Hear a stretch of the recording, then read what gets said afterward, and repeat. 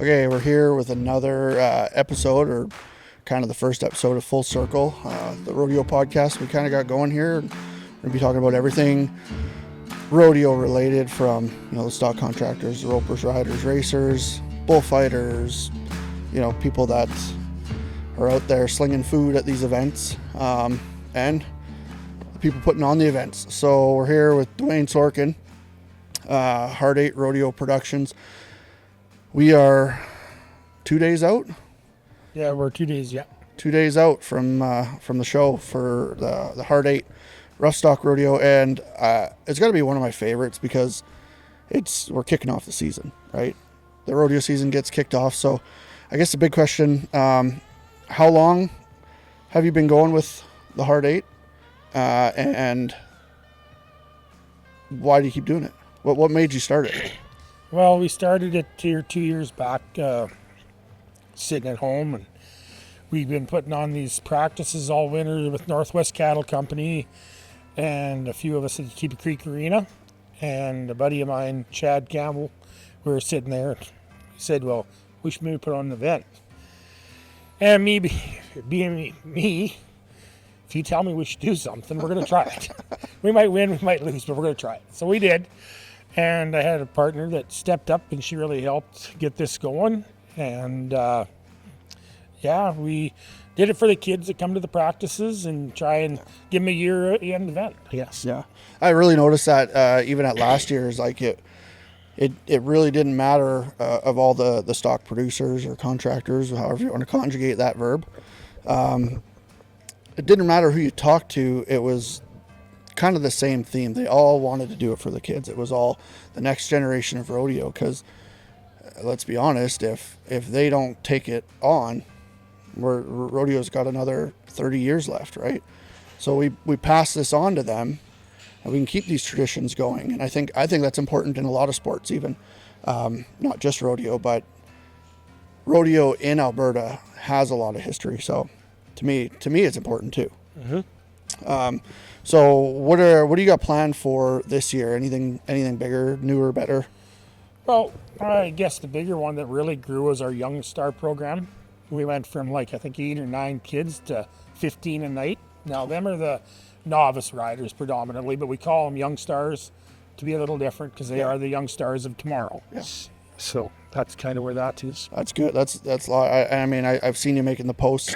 The numbers, they're getting so big. You got to tell people to keep on to their ride times and when they're going, and it's going to be a packed show. And it was a packed show last year, and from what I heard the year before, it's growing, and it's continuing to grow, and I'd imagine these stands behind us here are going to be full.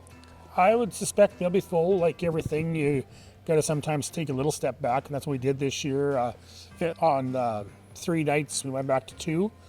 3 nights is just a little bit too much with the number of cowboys that enter. Like last year, we ended up with 200 riders throughout the weekend, and we're still going to have over 100 and some contestants over 2 days. And we're talking predominantly rough stock. Like we've got 48 barrel races, so the rest is rough stock riders. So yeah, that's a lot. That's a lot. What you factor that in, that's a lot of rodeo. That's a lot of rodeo to watch.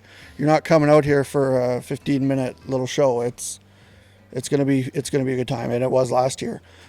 So you're also a stock producer. You provide stock to rodeos as well. Yep. How's that going this year?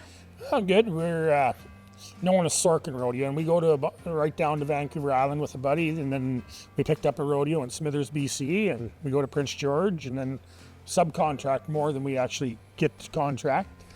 But we ran about 100 horses, and then we partner Tyler Boyd. He brings the bulls, and he's got a pretty good set of bulls. He took over from Steven and then added his own on there, so been very fortunate. So what does it mean? Because a lot of this I want to kind of educate people on what it means, what all these positions in rodeo mean. So what does it mean to be a stock producer? The stock contractor, or contractor. For myself, like I and a lot of others, we raise them right from babies. Yeah. So we get to watch them grow like our own children and develop.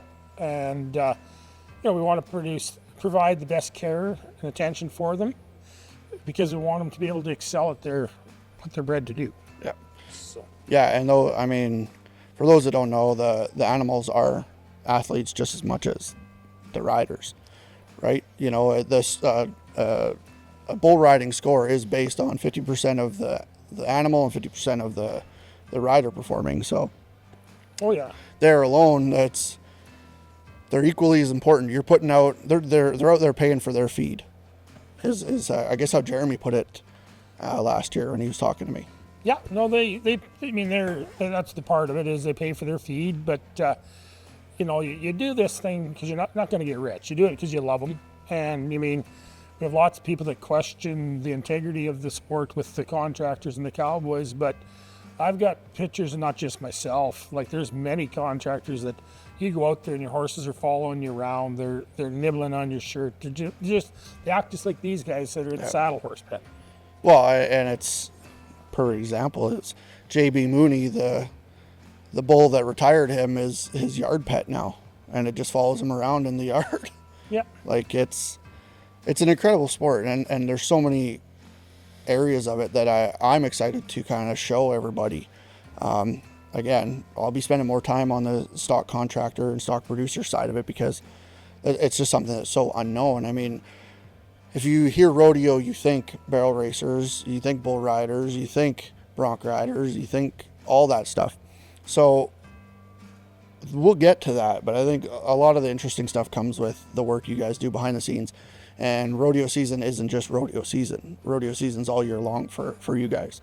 Yeah, no, it's definitely all year long. You're doing chores 365 days of the year, and we've got our practices we put on in the winter time to educate the young horses coming through, to educate the young kids to prepare them for the summer, that's coming through, and it's like definitely a full-time job. And if you're not into working and you're not into livestock, don't get into stock contracting. Right.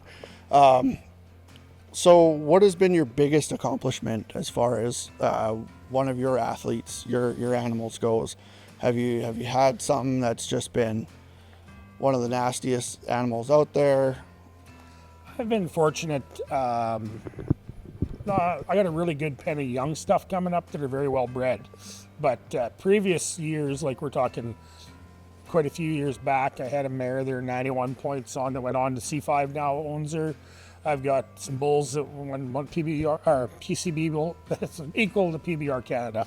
Back in the day, he won bull of the finals. They're 80 and a half, 90 points on them type of bulls. So I've been fortunate, and now the bloodlines that myself and Marine have, they got like renowned world champions in them. Good. That's awesome. That's awesome. Are we going to see any of that here in the Roughstock stuff? Oh yeah, there's some young ones coming up that are very well bred. We got one little mare that's coming out in the Young Stars. She's a young one, sorry. But anyway, she got on the top side. She goes back to Power Nation bloodline that come out of Saskatchewan, Francis Ranch, and he's raised a lot of NFR horses on the bottom side, on the top side. Her dad is a stud that we lost this year. Called Game Changer, and he was great at Coconut and Cannon Valley and Commotion. One of them, once in a lifetime. Yeah, sheesh. It's such a cool thing to hear because it's almost like art. It's almost like trading art. Like you got a providence, right? Or provenance. Sorry, proving these bloodlines and carrying these bloodlines on and transferring them. And this guy's got this one from this one that was this one and went this and did this and it's like one of the few things that we hold history onto like daily, you know, and everything they do every day carries on. So it's good. It's cool. It's interesting to me, and I love it, and that's why I continue to do it. And I hope that anything I can share and get from you guys telling this story keeps the stories going and keeps people interested and keeps people coming out to these events. Like I said, this is the rodeo in our area that kicks off the season, and it's a banger in my opinion. So, well, I can say I've been to a lot of places, and out of all the crowds I've been fortunate enough to go to, in the 2 years we've held it here. I mean, not literally, but it was like the roof is blowing off this place with the excitement. And I mean, I've had people come up afterwards, because we're fortunate enough that the bucket chutes are right on top of the action, like with the crowd is right there. So, yeah, that's one thing I say about it too is, you're not looking across the whole infield at a small bull jumping around. You're right here, like it's right there. And now this year it's even closer. So it's going to be good. What are you got 3 things out there that you think make this rodeo unique that people should be looking out for in the next couple of days? Well, I think one of the things that makes it the most unique is the rough stock numbers that we get. Like, you go to most rodeos, you're lucky to get 3 or 4 rough stock guys in the horse riding. I mean, we've literally got 22 bull riders a night. That's a bull riding right there on its own. It's unreal. Plus, we've got a rough stock. So, horse riding number that's, well, what is there? There's 9 bareback riders, 7 bronc riders, and 15 young stars. And then we've got the 6 miniature buckers each night as well. And I think got 6 steer riders the first night, and then we got one on the 9 on the Sunday or Saturday. Sorry, that's busy. Yeah, I wonder if I can get a buckle if I ride one of those miniatures. Maybe. No, it's a great show. I can't say that enough. You guys did a heck of a job last year, and I'm really looking forward to it. One thing though, for those out there, we'll give some information. What explain Roughstock? Roughstock? Well, that's bareback or bucking horses and bulls. The guys, in the bull riding, you're tying yourself in with a braided rope on the bull, and you got your spurs, and you're trying to make that ride for 8 seconds, right? And you're using a lot of muscle memory. Yeah. And bronc riding is probably the hardest to learn. You're going to take the most spills in the bronc riding. It's just, you got your association saddle, bronc rein to lift on, which is just a braided rein. And in the bareback riding, it's an arm jerking contest and probably the most physically demanding of them all. Okay, well, I'm looking forward to it. So there you have it. There's our first event. Organizer, hoster, stock contractor, all of the above.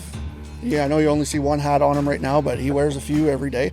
So if you watch this, if you have the opportunity to see this before the weekend, come check out the Hard 8 Roughstock Rodeo. It's gonna be a good show, and come say hi if you see us.